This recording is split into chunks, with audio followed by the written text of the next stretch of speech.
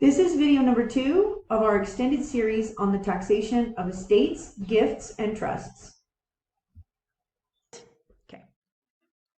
Let's talk about the taxation of estates, and we're going to talk about the estate of Michael Jackson, which was decided in 2021. The creation of an estate or a trust. Estates and trusts are separate legal entities that are defined by the assets that they hold. An estate and a trust, they're not businesses. They're not businesses. They can own a business. An estate can own a business, and a trust can own a business, but they're themselves, the entities themselves are not businesses. Estates and trusts hold assets. That's what they're designed to do. They can hold personal use property, they can hold business property, they can hold intangibles, all of that. All of that can be part of an estate or a trust. And a business can be part of an estate or a trust too. The estate or the trust can own a business, but the estate itself or the trust itself, those are not businesses. They're designed to hold assets. That's what these entities are for. Now, there's two types of estates. A decedent's estate is created when a taxpayer dies. Nobody creates a decedent's estate. It just happens when somebody dies. So it's not something that you create. It's something that's automatically created when someone passes away. Now, a bankruptcy estate is the other type of estate, and we're not going to talk very much about bankruptcy estates. I think you need to know that they exist, but in general, tax professionals don't really handle bankruptcy estates. Generally, the reporting and the filings for a bankruptcy estate are all done by attorneys. So a bankruptcy estate also typically has a filing requirement. It's on the same form, a Form 1041. It's the same income tax form. A bankruptcy estate and an estate income tax return, they're both reported on the Form 1041. But the bankruptcy estate filings generally have to be handled by attorneys because the attorneys are going to also be doing the court filings for the bankruptcy. So a bankruptcy estate is created under both Chapter 7 and Chapter 13 when a taxpayer files for bankruptcy. But most of what we are going to be covering is the estates of deceased taxpayers. And that's already going to take me a long time. But the IRS is probably going to be testing you on the estate of a decedent, which is the estate of a deceased taxpayer. But there's two types of estates, and one of them is a decedent's estate, and the other one is a bankruptcy estate. Now, a trust can be created while a taxpayer is alive or by the taxpayer's last will and testament. A trust can be structured to distribute income during a taxpayer's lifetime or after a taxpayer's death. A trust can hold title to property for the benefit of one or more persons or entities. And I'm going to talk a lot more about trusts later, but I want you to realize that a trust and an estate are not the same thing, but they very frequently go together because trusts are used very, very often for estate planning. Because if you pass assets to a trust, many times you can avoid probate, and probate is expensive and it's time consuming. It's the court process after a taxpayer dies, and the assets have to be distributed to the heirs. If there's a will, then the will usually has to go through probate, and a trust can avoid that, which is why many times people will use trusts specifically for estate planning. But a trust can be created for other things, doesn't necessarily have to be for estate planning. And we're also going to talk about something called a qualified disability trust, which is not a trust that's used for estate planning typically, but it's a type of trust that's used for the benefit specifically of disabled individuals.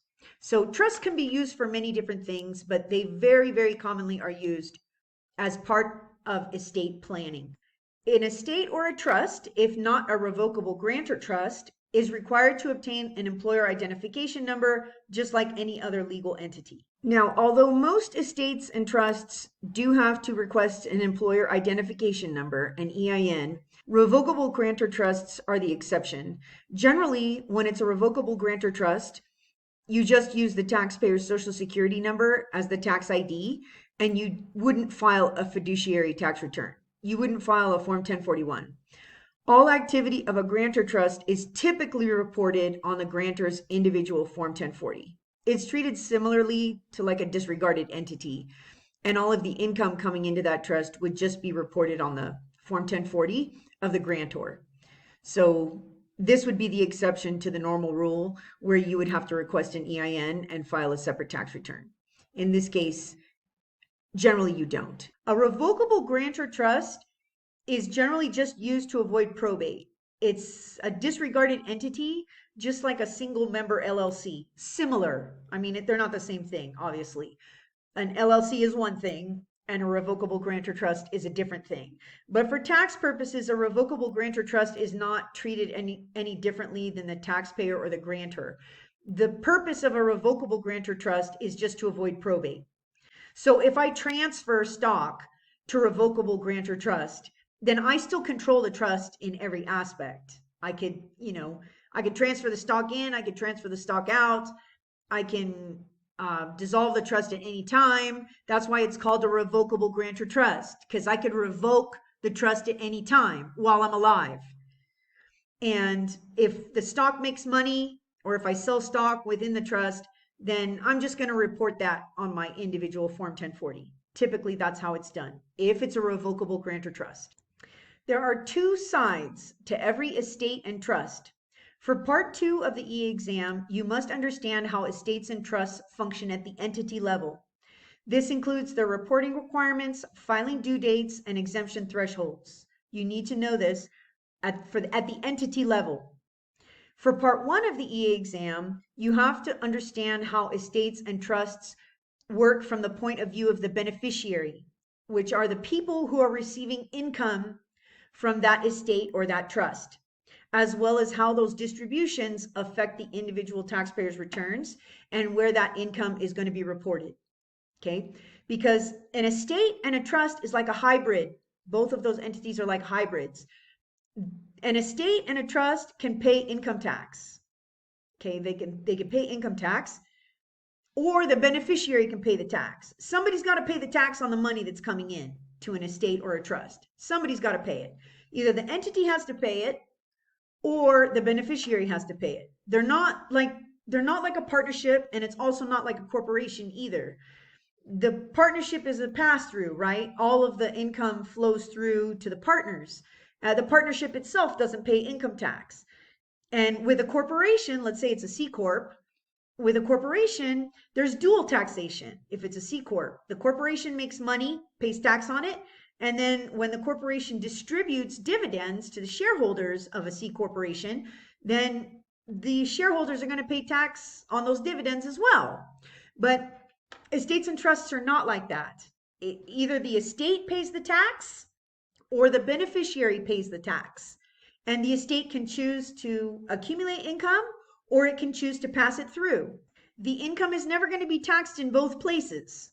It's either the estate or the trust is going to pay the tax, or the beneficiary is going to pay the tax, or maybe both of them are going to pay a little bit of tax. The estate can choose to pass through part of the income, but not all of it. So, like I said, they're hybrids. It's not like a partnership where everything passes through.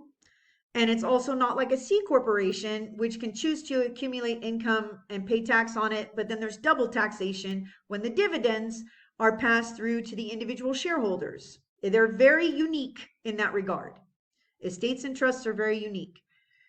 The income can either be taxed up here at the entity level, or it can be taxed to the beneficiary, but never both. It's never going to be taxed in both places. Here's my little estate diagram here. For federal tax purposes, an estate is a separate legal entity created when a taxpayer dies. The executor is the person who is controlling how the estate distributes those assets and also filing any tax returns for the estate or the decedent. And then the estate also has beneficiaries. So there's three sides to an estate. It's the executor, the estate itself, and the beneficiaries. If I were to die tomorrow, let's say I die tomorrow, my assets are going to continue to make money. I own a business, I own copyrights, I own trademarks. That doesn't automatically just stop generating revenue when I die. Those assets are going to continue to make money, but you can't allocate income to a corpse. So once I'm dead, that's it. The money that's earned after my death by my assets is earned by my estate, because a corpse can't earn money. Okay? So if I were to die tomorrow or today, then my estate is going to continue to make money after my death. That has to be reported somewhere. Hence, the estate tax reporting requirements. Okay? Now, most of the time, when you have just an average middle class person, including myself, even though my assets would continue to generate revenue after my death, my estate would not be a complicated estate. Okay. My executor would probably be my spouse, and the beneficiaries of my estate would be my husband and my children. That's generally what you're going to see in your tax practice as an enrolled agent. But when you're understanding this process, when you're trying to understand estate tax law and how trusts work and how the estate tax works, I feel like it's easier to understand this conceptually when you're thinking about a very wealthy person. And very often, when you have a very wealthy person, the estate, the executor, and the beneficiaries are all going to be separate. So many times when you have a very wealthy person, the executor is not going to be a family member. That's exactly what happened in the Michael Jackson estate case.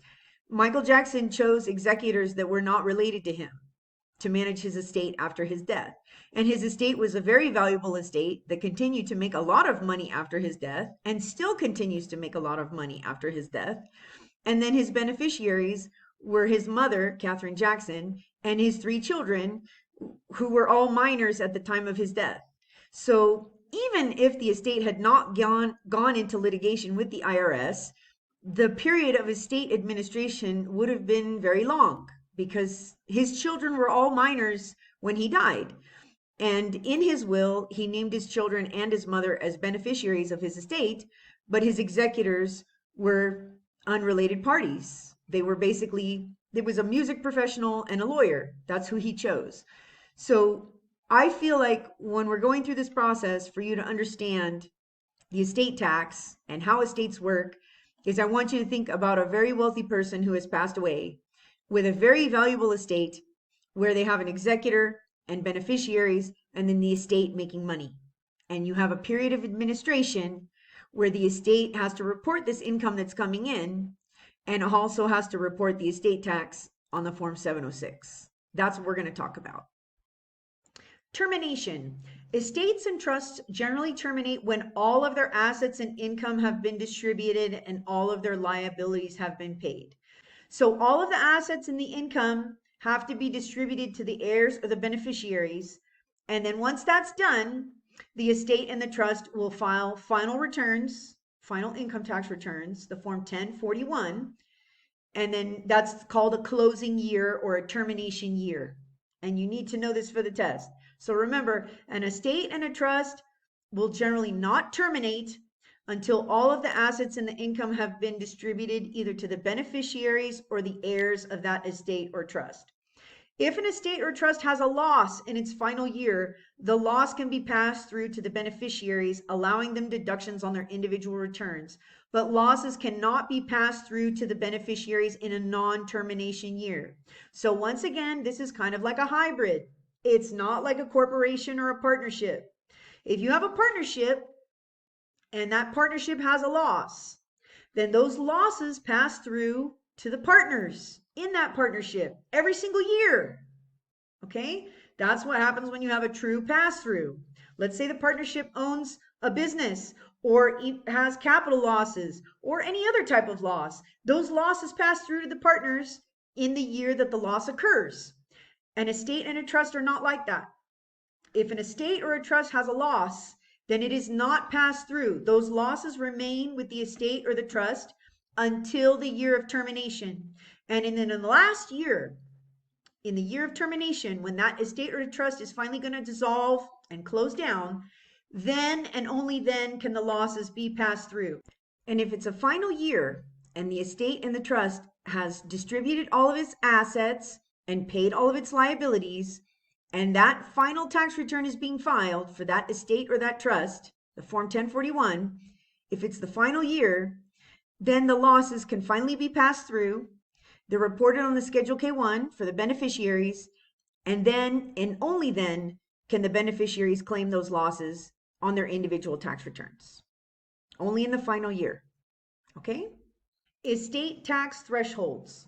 All the property the decedent owned at the time of death is included in the gross estate for estate tax purposes. This means that all of the assets that you own, including any foreign assets, real estate, cash in the bank, anything that you own, regardless of whether it's in the United States or outside the United States, becomes part of a taxpayer's gross estate at the time of death. Persons who inherit property directly from an estate, i.e., the beneficiaries or the heirs of the estate, are generally not taxed on the transfer. So inheritances are not taxable to the recipient. If anyone's going to pay the tax, it's going to be the estate itself. Okay, the estate itself is responsible for paying any applicable taxes before the property is distributed. And sometimes the beneficiaries themselves will get in trouble because they will distribute assets to themselves before the estate tax is paid. And that's how beneficiaries end up having to pay estate tax, is when they take possession of the assets of the estate before the estate tax has been satisfied. And then in that case, the IRS can go after the beneficiaries, and they don't understand sometimes why that's happening. But it's because the estate tax actually attaches to the assets of the estate.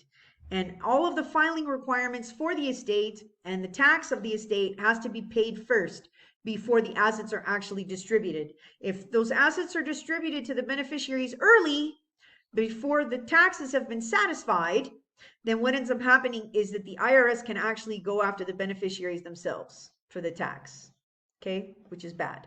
You don't ever want to have that happen. In 2021, an estate is allowed an income tax exemption amount of $600 for income tax purposes and an exclusion amount of $11.7 million for estate tax purposes. The estate tax and the income tax are two separate things. They're two separate things. The estate tax applies to the assets themselves. The income tax applies to the income that the estate earns after the decedent has passed away. So these are two separate things. The estate tax and the income tax that an estate might pay are two separate things. Okay? And there's an annual exemption of $600 for income tax purposes and an exclusion of $11.7 million for estate tax purposes. And I'm going to keep explaining this so that you understand, but just realize that these are two separate taxes. Okay? If a taxpayer dies and the value of their assets at the time of death is less than $11.7 million, an estate tax return does not have to be filed. The estate tax return is the Form 706, and that tax return only gets filed one time, once. If the decedent passes away and their assets are worth less than this, if it's a U.S. person, then the Form 706 does not have to be filed and no estate tax will be due. The estate tax only applies when you have a person who has more than $11.7 million in assets at the time of their death. Okay? And even then it might not apply because there's deductions that you can take from the gross estate. But just realize that the estate tax only affects wealthy people. If you have less than $11.7 million in assets at the time of your death, then you're probably not going to owe the estate tax, and the Form 706 generally does not need to be filed. Okay, if it's a U.S. person. The limits are a lot lower if it's a non-resident alien that has U.S. assets. But we're not going to talk about that in this webinar. We're just talking about U.S. persons. Okay, U.S. persons. Now let's talk a little bit about the probate process. A lot of tax practitioners are unfamiliar with how this works because this is a legal process, so they don't have a lot of dealings with this. Usually probate is going to be handled by lawyers, although many states do have a simplified probate process where the taxpayers themselves or the beneficiaries can actually just file the probate paperwork with the probate court themselves, and it's just a simplified process. But not all states have a simplified probate. about half of them do. So many times it's an attorney that is the one that's going to be handling this. Okay, so many tax practitioners don't really understand how the probate or the court process works.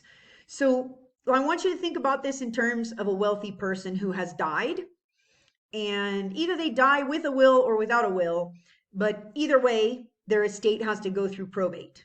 Okay, most wealthy people, their estates have to be probated. Okay, after a person dies, a personal representative or an executor or administrator appointed by a court will typically manage the estate and settle the decedent's final financial affairs. Probate is the court supervised process of administering an estate, basically administering the income that's coming into an estate, filing the tax returns for the estate, and distributing the income and the property and the assets of the estate to the heirs. With a middle class person or a lower income person, many times the estate doesn't have to be probated and you don't have to go through any of this. And this is also true when you have like a surviving spouse, even if it's a valuable estate. Everything will pass to the survivor, and then many times they won't have to go through any of this. But let's say you have someone like Michael Jackson, who's very wealthy at the time of his death and also had a lot of debts at the time of his death, and he wasn't married when he died. So his estate had to go through probate. After a person dies, a personal representative, such as an executor named in the will or an administrator appointed by a court, will typically manage the estate and settle the decedent's final financial affairs. Not all estates have to go through probate, but this is governed by state law, and this will vary from state to state. Okay, so we're not going to talk about any individual state's probate process. Now, there is a difference legally between an executor and an administrator. An executor is appointed when a decedent has a will. So if you die with a will, like you've written out your last will and testament, then you appoint an executor in your last will and testament. You appoint who you want to manage your final financial affairs. That's an executor. That's when the person dies and they have a will, and the will actually names an executor in the will. Administrators are appointed by the court when the decedent dies without a will. So if you die without a will and you haven't named an executor, then an administrator will be appointed by the court. If a person dies with a will, these are sometimes called testamentary probate proceedings. A testamentary probate is when the taxpayer dies with a will, and the will basically outlines their wishes. Okay, that's what a will is for. Now, sometimes a person will die without a will and they'll have a trust. Sometimes a person will die and they will have both. They'll have a will and a trust. A will is your wishes. A will is not a trust, although a will can include a provision in it in order to create a trust at the time of a person's death. Whitney Houston, the famous singer, I've always wanted to talk about her, but there's not very much out there about her estate. There's a lot more out there about the Michael Jackson estate, and that estate actually went through the US tax court. So we have tons of information out there about the Michael Jackson estate, which is why I talk about it. And I usually choose that one as the estate to discuss.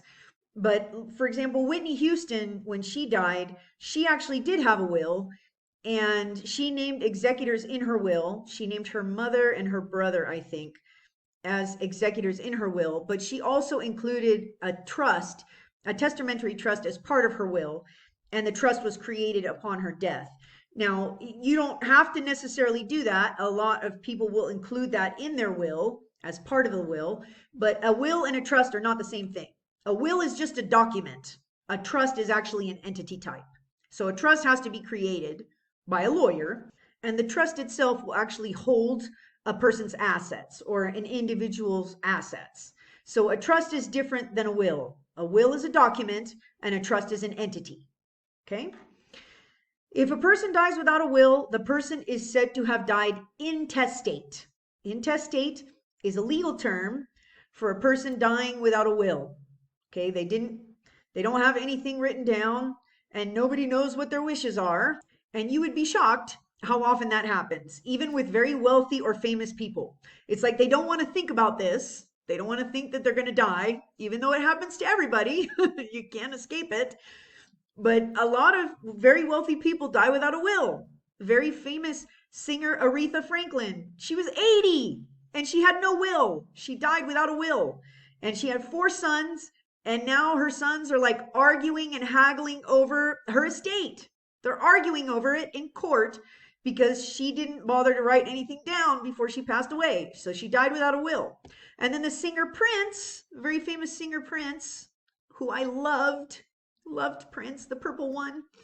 He was he was he was hotter than a firecracker when I was in high school growing up. Michael Jackson was really popular too. I watched the Thriller video live on MTV as a world premiere. It was like earth shattering at that time. This was before the internet, so everybody was like glued to their TV watching Thriller when it first came out.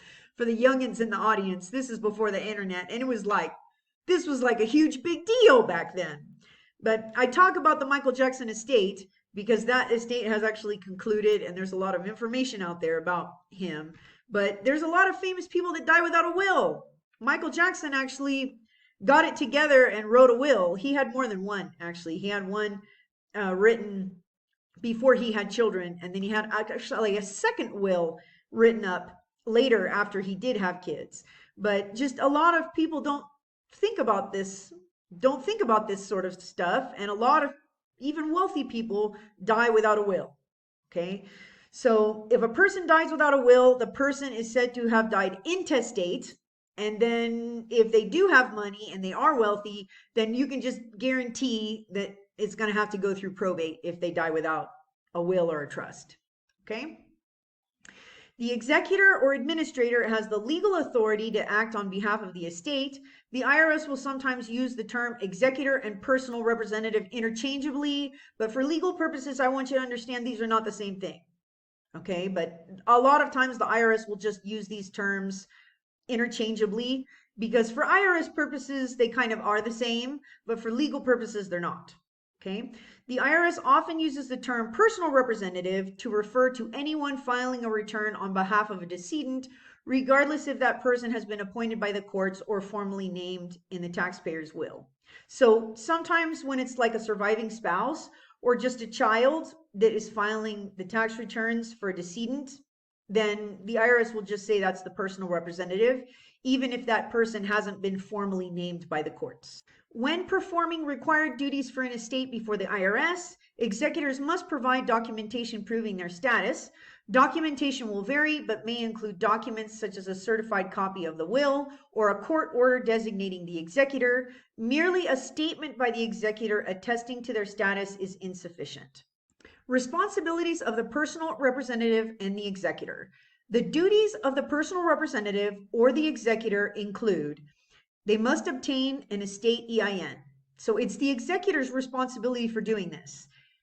They, of course, can hire a lawyer or an accountant to help them navigate the probate process and filing these tax returns. And frequently they do. Frequently the executor will hire people to help him or her navigate this process. But the executor or the personal representative is the one that's ultimately responsible for doing these things, whether they do it themselves or whether they hire someone to help them do it. Okay, so the executor has to obtain an estate EIN. They have to file Form 56, Notice Concerning Fiduciary Relationship. Now, this form is similar to the Form 2848, but it's just to put the IRS on notice that there is a fiduciary or an executor or a personal representative for the estate. And then what happens is the IRS, if they are going to generate any notices for that estate, then the Form 56 tells them where to send those notices. Basically, it notifies the IRS who is responsible. Because, if it's a decedent's estate, the taxpayer is dead. The taxpayer isn't doing anything anymore. The decedent isn't going to be making any of these decisions or doing any of this. It has to be the executor or the personal representative that signs the returns, that files the returns, that distributes the estate's assets. That's all the responsibility of the executor or the personal representative. Okay. They're also responsible for distributing any estate assets and they must sign the appropriate line of each of the following tax returns that may need to be filed. All of these may need to be filed when a person dies, or none of them might need to be filed, depending on the situation. Okay. The final income tax return for the decedent. This is the Form 1040 for income received before death. Many times, taxpayers will die and they still have a filing requirement. They have personal income tax returns that remain unfiled. If the person is dead, then that taxpayer isn't going to be filing them. It's going to be the executor, the personal representative, or if they're married, many times the surviving spouse, but not always. You can have a situation where it's a married couple and the executor is not the surviving spouse. I've seen that on more than one occasion. And I'm going to give you some examples of when this might happen, but the executor and the surviving spouse aren't necessarily going to be the same person. Fiduciary income tax returns. This is the Form 1041 for the estate for the period of its administration. And if it's a wealthy person and they die with assets that are worth more than $11.7 million in 2021, then they have to file an estate tax return, which is the Form 706. Example, Dominic is age 64 and unmarried. He has one 23-year-old daughter named Jacqueline. Dominic dies suddenly on November 3rd. Thankfully, Dominic had a will when he died. In the will, Jacqueline is named as the sole beneficiary and the executor of her late father's estate. So he doesn't have a surviving spouse, he wasn't married, but he does have an adult daughter, and she is going to be named as the executor of his estate in his will. Jacqueline seeks the help of a licensed tax professional as well as an attorney to help her navigate the probate process. The attorney and the accountant will help Jacqueline file all the necessary paperwork with the court as well as the IRS. Jacqueline will sign her late father's final return as the executor. So she's the one who's responsible for signing his final tax return, as well as any tax returns that might have to be filed for the estate. And she will sign as the executor. Reporting executor fees. Now, I want you to understand how the executor reports the fees that they earn from the estate. Most executors are paid, but most of the time when the executor is paid, it's not business income. Most of the time, not always, but most of the time. And it's just treated as other income when the executors are paid. This is not the same thing as income that is passed through to a beneficiary on the Schedule K1 for the estate. It's not the same. Executor fees are considered separate from that. Okay? An executor or personal representative must include fees paid to them from an estate in their gross income. If the executor is not in the trade or business of being an executor, for instance, the executor is a friend or a family member of the deceased, these fees are reported on the executor's individual Form 1040 as other income. If the executor is in the trade or business of being an executor, such as a self-employed estate attorney, that would be a professional executor in that case, the executor would report the fees received from the estate as self-employment income on Schedule C. Now, there are professional fiduciaries, there's professional executors, those exist. But I think as an enrolled agent, most of the time when you have a person that's coming to you as a client who is named as an executor or a personal representative of a smaller estate, we're not talking about some celebrity that died with millions of dollars in assets. Most of what you're going to be seeing in practice are going to be non-professional executors. Somebody who's just a family member or a friend of the deceased, and then they're getting paid a small fee for managing the estate because it is work. And most executors do get paid, but most executors are not professional executors, although professional executors do exist. Okay? Example, Julie is a professional bookkeeper. She generally does not prepare tax returns except payroll returns. So she's a bookkeeper, so she's working in the financial industry like us, but she's not a professional executor by any means. Her brother Harlan dies during the year. In his final will, Harlan names his sister, Julie, as the executor of his estate. Julie has never served as an executor before, but she agrees to be the executor of her brother's estate as a favor to his family. The fees she receives from the estate would be reported as other income on her tax return, Form 1040, because she is not a professional executor. And many times your own family members will approach you with questions about this. And even if you're not in the business of being a professional executor, as a tax professional, many times family and friends, they will approach you first because they know that you're in the financial services industry. And they will approach you with questions about inheritances and what they should do, if my mother dies or my father dies or whatever. And you will be expected to know those questions, which sometimes can be really complex. So I myself have been approached several times by family members with questions like this, or approached to possibly be an executor. And you can choose to decline. You never have to do it. Nobody can force you to work. Even if you're a tax professional, like an enrolled agent or a professional tax preparer, just realize that being an executor generally is not going to be self-employment income unless this is something that you do on a regular basis. Generally, it's not. So if someone approaches you in your family to be an executor for their estate, and it's a family member or a friend, then even if you're a tax professional, that doesn't necessarily mean it's self-employment income. It generally is not, unless you're in the business of being a professional executor or a professional fiduciary on a regular basis. Example number 2. Janice is an accountant who is best friends with Loretta. So this is her best friend. Janice and Loretta are best friends. On June 1st, Loretta dies, leaving behind 2 sons, ages 18 and 22. So she has sons that are adults, legal adults, but they're very young adults. So 18 and 22, she has very young sons. So Loretta's final will and testament names Janice as the executor of her estate. And Janice is an accountant, and Loretta trusts her to be the executor of her estate.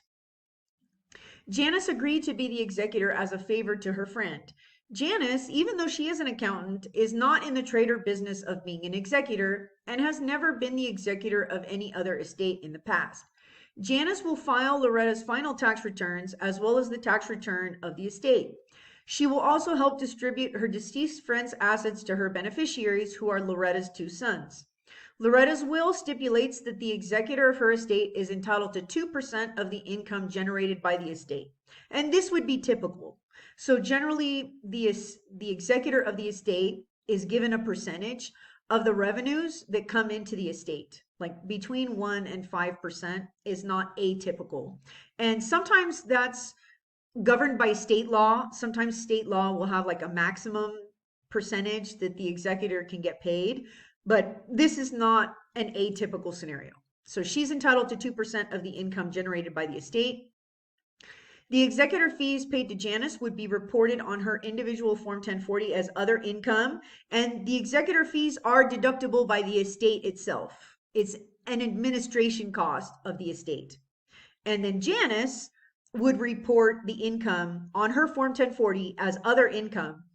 And the amounts would be subject to income tax, but not self-employment tax, because Janice is performing the duties of an executor only because she was a friend of the deceased. So she's getting paid, but she's doing this as a favor to her friend. She was best friends with the decedent. She's not a beneficiary of the estate. The beneficiaries of the estate are her 2 sons, are Loretta's sons. They're the ones who are going to get the assets and the majority of the income from the estate, but they're not the ones making any of the decisions for the estate, this is exactly what happened in the Michael Jackson estate, except his executor was a lawyer. But the executor and the beneficiaries are not necessarily the same people. In this case, Loretta drafted a will and named Janice as the executor because she trusted her. She was her best friend. And then her 2 sons are really young. I mean, they're adults, but they're just like kids, 18 and 22. So Loretta wanted someone who kind of knew what they were doing to be the executor of the estate, which is why she chose her friend Janice, who is an accountant. And Janice is going to get paid. She's going to get 2% of the income generated by the estate. And that was a stipulation that Loretta also had in the will. And this is typical. But Janice is not a beneficiary of the estate. She's not going to get a Schedule K-1 from the estate. Okay, if anything, Janice is going to have to prepare a 1099 miscellaneous for herself in order to report the executor fees that were paid to her by the estate. Okay, it's other income to her because she's not a professional executor. The estate is paying her, but she's not a professional executor.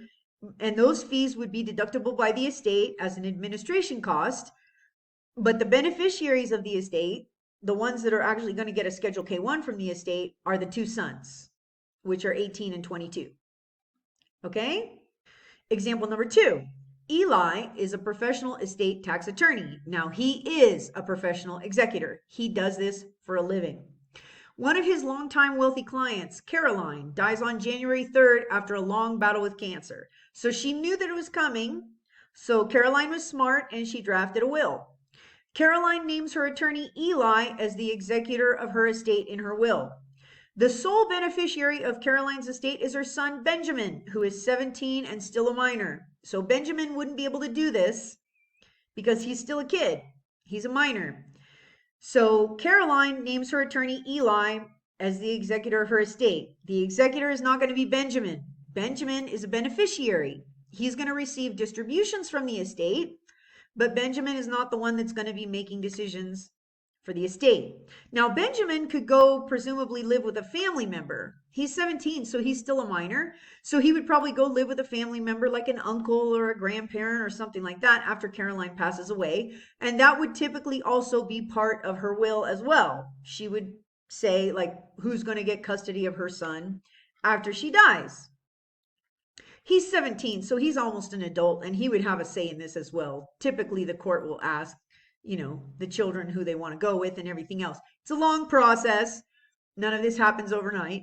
But Caroline did not name her son, who is a minor, as the executor. And she also didn't name another family member to be the executor of her estate. She named her attorney as the executor, but the beneficiary of the estate is her son, who is still a minor. By the terms outlined in the will, Eli, who is the lawyer, will manage the affairs of the estate until Benjamin turns 21.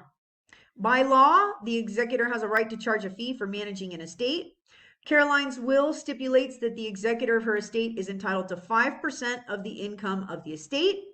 The remaining income will go to provide Benjamin's ongoing support and pay for his schooling.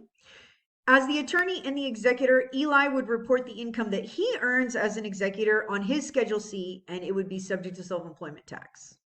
Okay, so this is how a professional executor would report the income.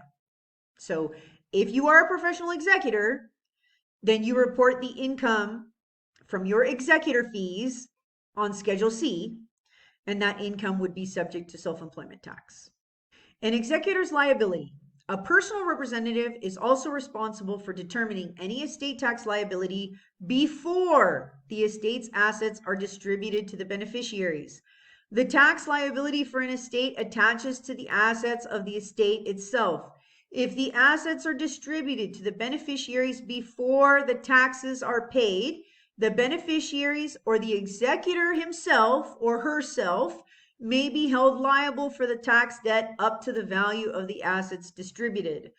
A personal representative or executor of an estate cannot be held liable if an insolvent estate does not have enough assets to cover the income taxes due or the debts of the estate. So if the estate is actually insolvent, if the estate doesn't have enough money to cover the debts, then basically the debt dies with the taxpayer. The debt dies with the decedent. The IRS cannot get blood out of a turnip. They can't go after a decedent for money that they don't have. But what ends up happening in these scenarios is many times a taxpayer will die and they will have assets, but they'll also have an estate tax liability or an income tax liability. But then the beneficiaries or the executor will distribute all of these assets without taking care of the liabilities first. And then in that case, the IRS can go after the executor or the beneficiaries of the estate because they distributed the assets to themselves or sold the assets before resolving the tax liabilities of the estate. That has to be done first. Okay? The executor must be sure that any income taxes are paid before any assets are distributed to the beneficiaries of the estate. Otherwise, the executor may be held personally liable for the tax debt. Example, Silas, age 27, was named the executor of his late mother's estate. Silas has two younger sisters, Rebecca and Sasha, who are both minors. All the siblings are beneficiaries of the estate, but since Silas was the only legal adult, he is named the executor of his mother's estate by the probate court. Silas distributes a large amount of stock and cash to himself and both of his sisters before he has had his mother's assets properly appraised. So he does this kind of without thinking. He distributes a bunch of stock to himself and cash, maybe sells it before actually getting some competent legal or accounting advice, which is not unheard of. This happens pretty frequently. After the appraisal is done, Silas realizes that his mother's estate has a filing requirement and an estate tax liability. Since Silas distributed the assets to the beneficiaries before determining the correct amount of tax due, he may be held personally liable for paying the estate tax himself. Okay, so the estate tax always attaches to the assets of the estate. And if the estate is actually insolvent, then the executor can't be held liable for that.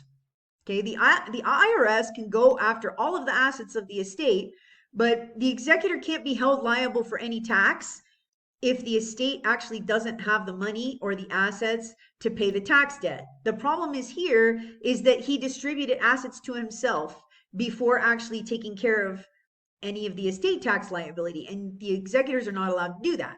They can certainly walk away.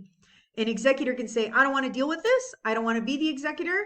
And that's it. They can walk away. Nobody can force an executor to actually serve as an executor.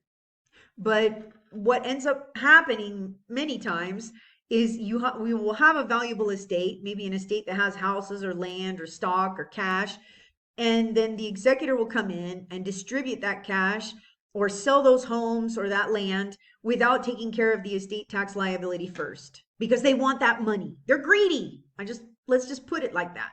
They're greedy, and they take all that money, and then the IRS can come after the beneficiaries or the executor to try to satisfy that debt if they took possession of those assets before determining the estate tax liability first. This is an extended series continued in the next video. Make sure to subscribe to our channel to get notifications for our tax law updates.